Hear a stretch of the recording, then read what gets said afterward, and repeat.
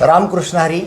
आज आपण आलेलो आहोत धामणगाव येथे संत वामनभाऊ महाराज यांचे समकालीन असणारे पूज्य श्री रघुनाथ महाराज चौधरी धामणगावकर यांच्याकडून संत वामनभाऊ महाराज यांच्या काही आठवणी जाणून घेण्यासाठी आज बाबांकडे आपण आलेलो आहोत.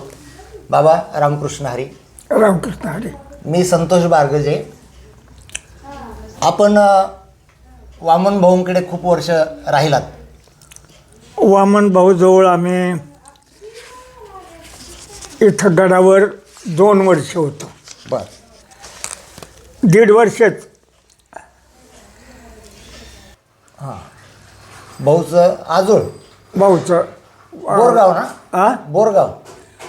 बोरगाव आजोळ हां. आणि फुलसांगवी गाव जन्म झाला. म्हणजे गाव. भाऊचा जन्म झाला, आई वारली. हां. मग त्या आजीनं भाऊला तिकडं नेलं. दोरलं दूध पाजीत, काही बोळा देत गुळाच्या पाण्याचा. रडायला लागलं म्हणजे ती आजी भाऊला थानाला लावायची. त्या आजीला म्हातारपणी दूध आलं होतं. हो. भाऊ दूध पेलेले त्या आजीचं. बाबा भाऊंचा पेहराव कसा असायचा? साधा साधा धोतर, साधा नेहरू शर्ट, साधा फेटा. भाऊने कधी रंगीत फेटा बांधला नाही आयुष्यात. केसरी फेटा कधीच नाही. कधीच नाही. पांढऱ्याच रंगाचा. आता फोटोला दिसतेत काही ठिकाणी पण. नाही ते फोटोवर काही का असणार. आणि त्याच्यावर भाऊ गोडच दिसत नाहीत. बर बर. ज्याने खरे भाऊ पाहिलेले आहेत त्यांनी. तुम्ही सुद्धा पहिल्यापासून हा तेच. भाऊचा फेटा तसंच हा. बांधता ना? रंगीत पांढरा फेट्यावर फेटा. आम्ही तुम्हाला कधीच नाही पाहिजे. नाही कधीच नाही आयुष्यात नाही. हां हां. पांढरा पोशाख सगळा संस्थेचा नेम तो. हो हो. जोग महाराजांपासून ती हो परंपरा. हो हो.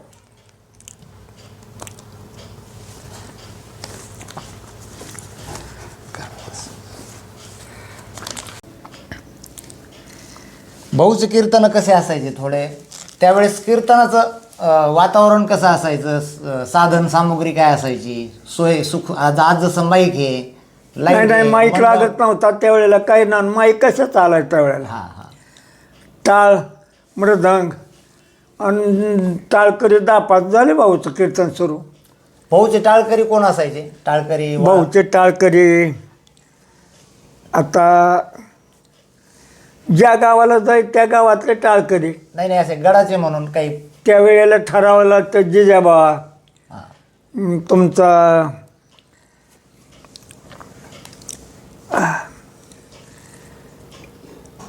जिजाबा गरड हां.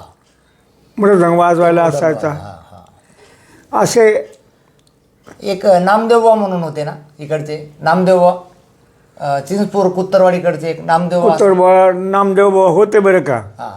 नामदेवबा कुत्तरवाडीचे. तुमचे ते जबाजी तात्या, तुमचे बारगजवाडीचे. बरं. भाऊचे टाळकरी ठराविक असायचे. भाऊच्या कीर्तनाला काही लागत नव्हतं. एकदा सुरू झालं की झालं. बरं बरं. तो वेड्याबाईचा तेवढा प्रसंग परत सांगा. ती बाई तिथं आली हां. आणि भाऊनं तिचं बाळातपण केलं. तिचं सगळी व्यवस्था करून 1-2 महिने ठेवून हां. मग तिला नेऊन घातलं तिच्या गावात. बरं. ते मुसलमान काय त्याचं मंडप ठोकू द्यायना. भाऊने लोकांनी त्यांना त्या मुसलमानाला भाऊकडं आणलं. अरे बाबा म्हणली दे, तुझं काय पीक आहे त्याचा मोबदला देतो म्हणले मी पैसे. नाही म्हणले मला कोण तुम्ही महाराज असा नाही तर काय असं नाही. लोक म्हणले अरे बाबा आहेत ते मला माहितीच म्हणले असे बाबा. भाऊ म्हणले नका का द्यायना, त्याला जायला रस्ता पाहिजे. दुसऱ्या तिसऱ्या दिवशीच ते माणूस मिळाला. बरं. आणि मग त्याचे पोरं भाऊच्या पाया पडायला लागले. म्हणले द्या मंडप. मानव टाकळीचा संबंध.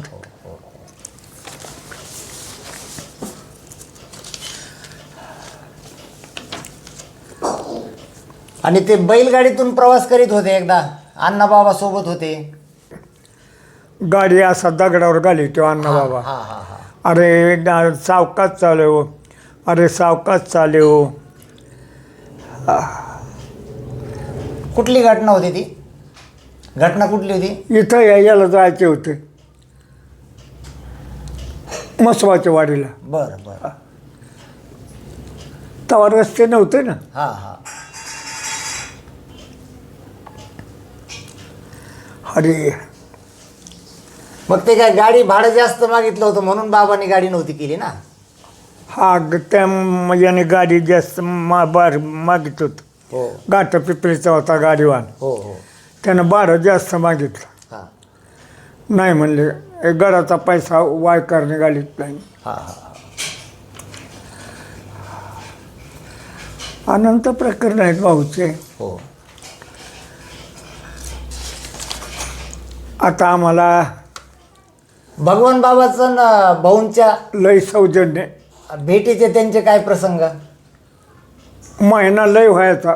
बर. भगवान बाबा भाऊला भेटायला यायचे. हा इतकं प्रेम दोघांचं. हा. आमच्या देखता भगवान बाबा त्यापला फेटा काढायचे बर. आणि माप घ्यायचे. हे आता जे गड झालाय ना हो हो. त्या गडाचं माप घ्यायचे. हा बाबा म्हणायचे तुम्ही मोठे आहेत माझ्यापेक्षा, तुमचा गड माझ्यापेक्षा मोठा असावा. भगवान बाबा नारायणगडावर होते ना. हो हो. ते म्हणायचे बाबा तूच ते वडारीन तू बघ काय ते. मला नको लोट त्यांच्या पाया पडायला. बाबा तुम्ही गड बांधाच. भगवान बाबाने 2-3 वेळेला माप घेऊन ते दिलेलं आहे. हो ते आजला दगडी झालेलं आहे. तो हो हो. लय दोघांचं प्रेम. भगवान बाबाचं आजोळ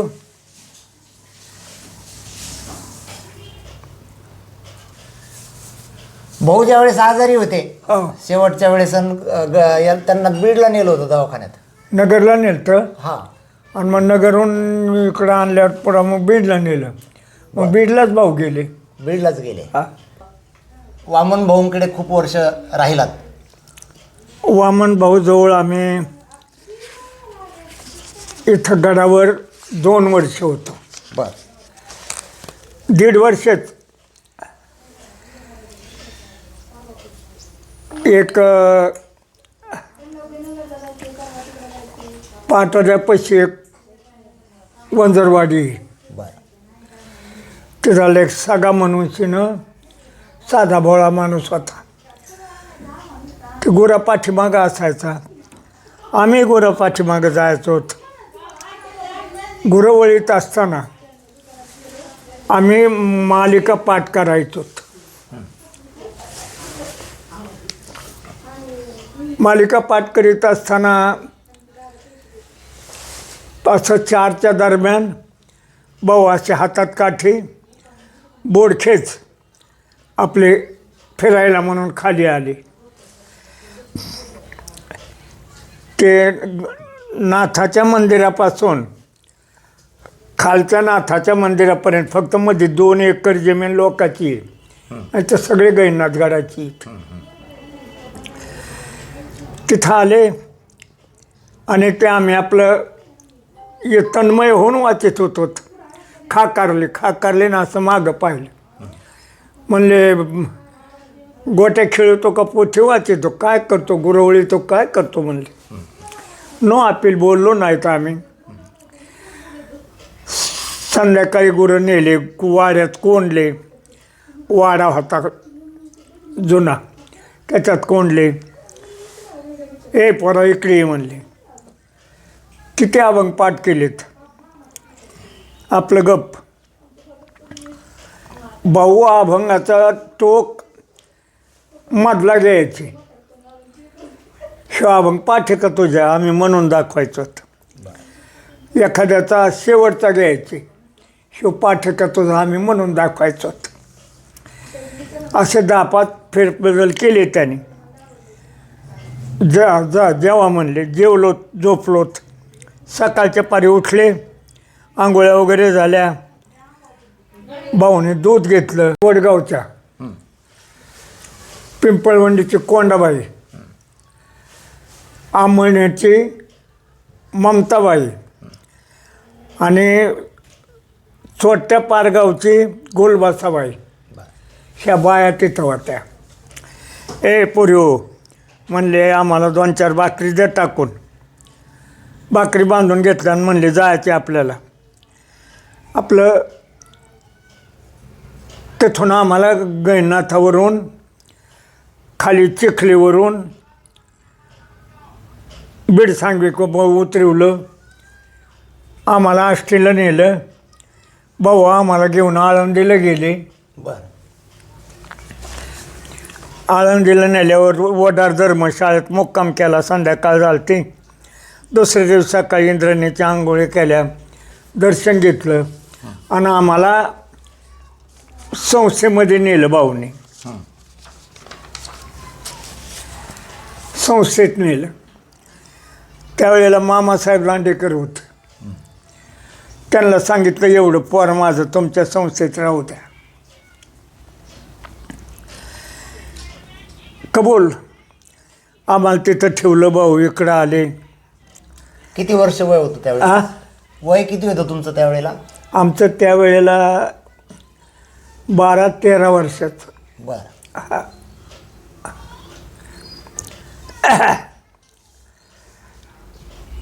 त्या संस्थेमध्ये भीमसिंग महाराज, पुंडलिक महाराज, गोरक्ष महाराज, तुकाराम दादा बडे बरं. चिंचपूरचे, नारायणभाऊ फुंदे, बरं. हे आमच्या आधी संस्थेत होते. त्यांचे नंबर लागले होते. त्यावेळेला पोरं कमी होते, पण नंबर सगळ्याचे लागत नसत. आम्ही आपलं तिथंच मधुकरी मागून पाठाला बसायचो, पाठ ऐकायचो. यांनी मधुकरी मागून यांचे नंबर असायचे. मधुकरी आणल्या, चांगलं चांगलं खाऊन घ्यायचं आणि तुकडी देवळीत टाकायची. बरं. आणि ते आमचा नंबर नव्हता ना, आम्हाला नंबर नसल्यामुळं त्यावेळेला लेकरूजीनं भूक लागायची. एक जनार्दन मुखेकर म्हणून आखे कोरडगावचा मुलगा होता. आता ते मोठे महामंडलिक आहेत बघा बरं. इंदूरला. बरं. बरं.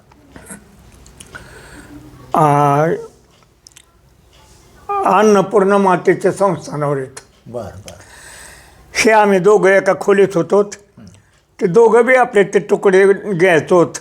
इंद्रायणीला 2-4 पाण्याने धुवायचोत आणि पाण्याबरोबर खायचो. चटणीसुद्धा नव्हती आम्हाला त्यावेळेला.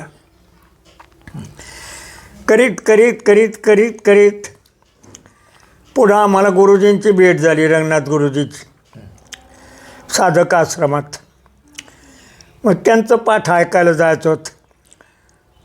आमचं 2-4 वर्ष संपल्याच्या पुढं आम्ही पंढरपूरला भाऊच्या मठातच राहायला लागलो. मग तिथं भाऊ यायचे, 4-8 दिवस तिथं राहायचे. कार्तिकी वारी होती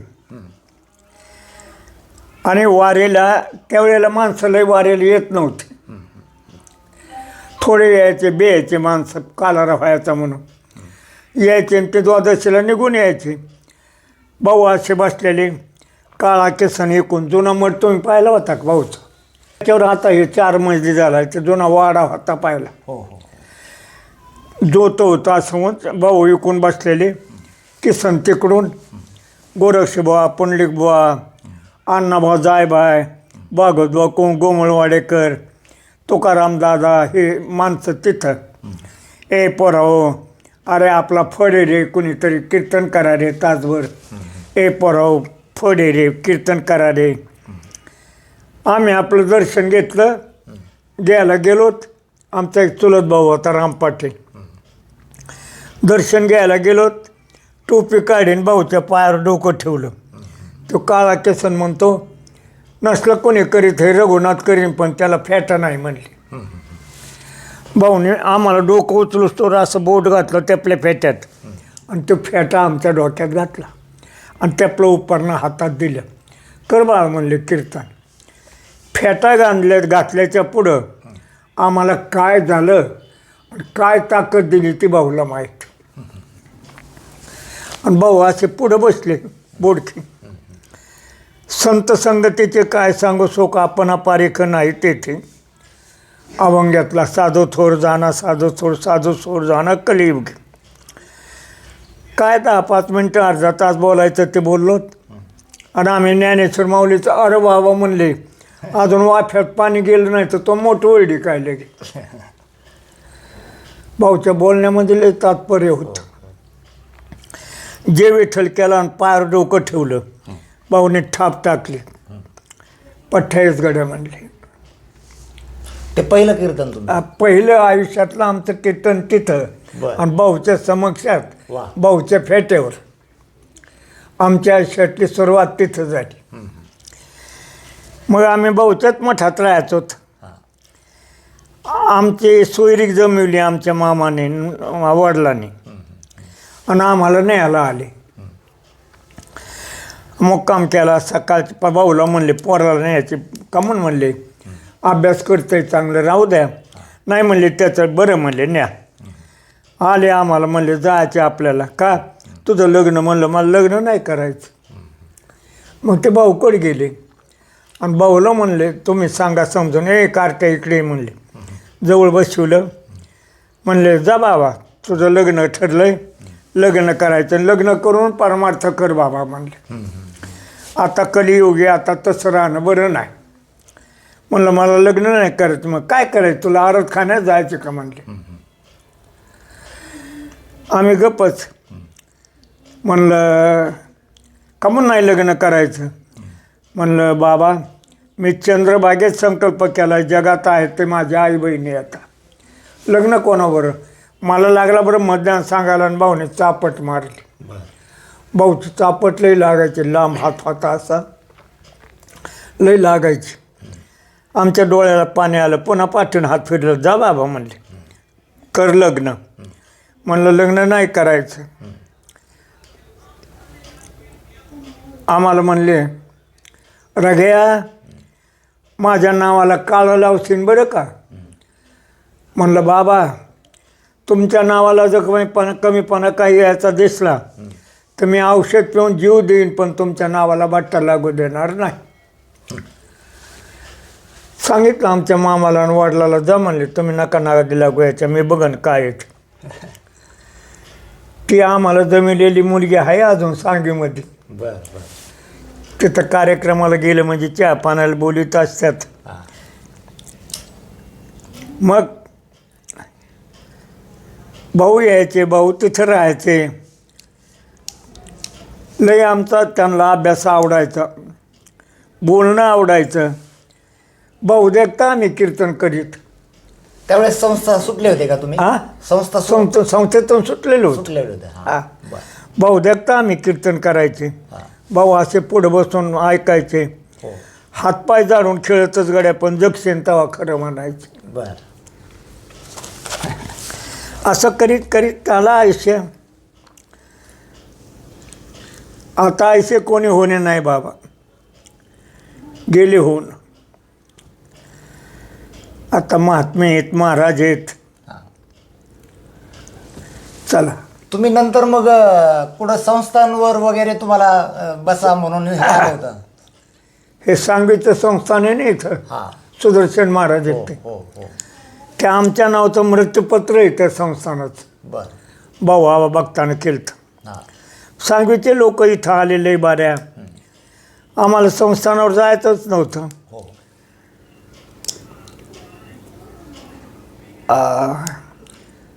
मेकरीचे भारती बाबा हो हो ईश्वर बावते 3-4 वेळेला दामणगावात आले. हो. बाळ चल. आम्हाला एकदा नेलं.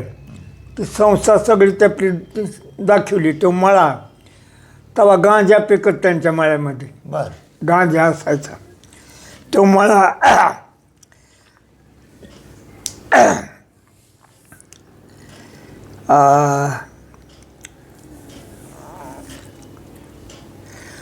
वाळकीपाशी एक टाकळी बघा जोड काय नाव आहे का त्याला. बरं. तिथं एक 25-30 एकराची जमीन आहे भारती बाबाची. आणि तिथं धर्मनाथाचं मंदिर आहे मळ्यात. बरं. तिथं नेलं आम्हाला मंदिरात. तिथं चौधऱ्यावर बसवलं, पाठवून हात फिरवला. बाळ म्हणले भारती बाबाला लय त्रास दिलता मेकरीच्या लोकांनी, लय त्रास. त्यांना असा विरोध कुणीतरी दुसऱ्या समाजाचा माणूस बसवायचा. हां. मग म्हणले बाबा माझ्याजवळ किलो 2 किलो सोनं आहे, चांदी आहे,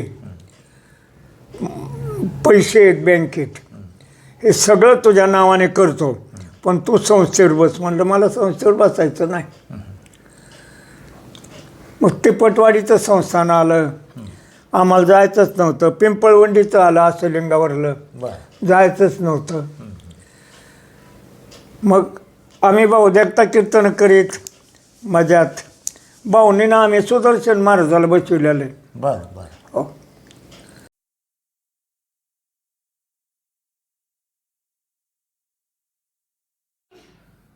संत वामनभाऊ महाराज यांच्या 50व्या पुण्यतिथीनिमित्त, अर्थात सुवर्ण महोत्सवी पुण्यतिथीनिमित्त मी ही मुलाखत पूज्य श्री रघुनाथ बाबा यांच्यासोबत आपल्यासमोर शेअर केली आहे. मुलाखत चालू असताना अचानक माईकमध्ये काहीतरी बिघड झाला आणि बराच मोठा हा व्हिडिओ असा झाला की त्यामध्ये बाबांचा आणि आमचा दोघांचाही आवाज गेला.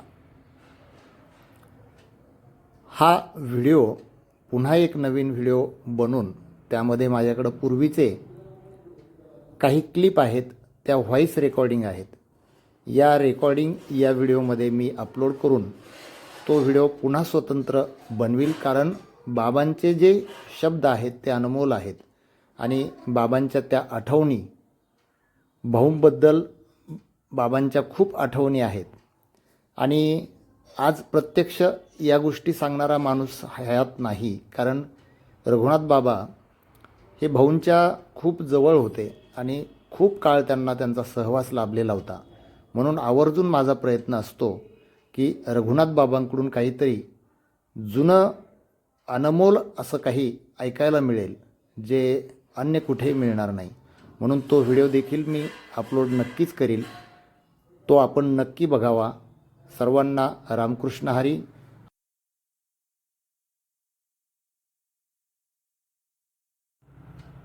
असेच व्हिडिओ पाहण्यासाठी, नवीन माहिती मिळवण्यासाठी संतोष बारगजे या माझ्या यूट्यूब चॅनलला नक्की सबस्क्राईब करा आणि प्रतिसाद द्या, सपोर्ट करा.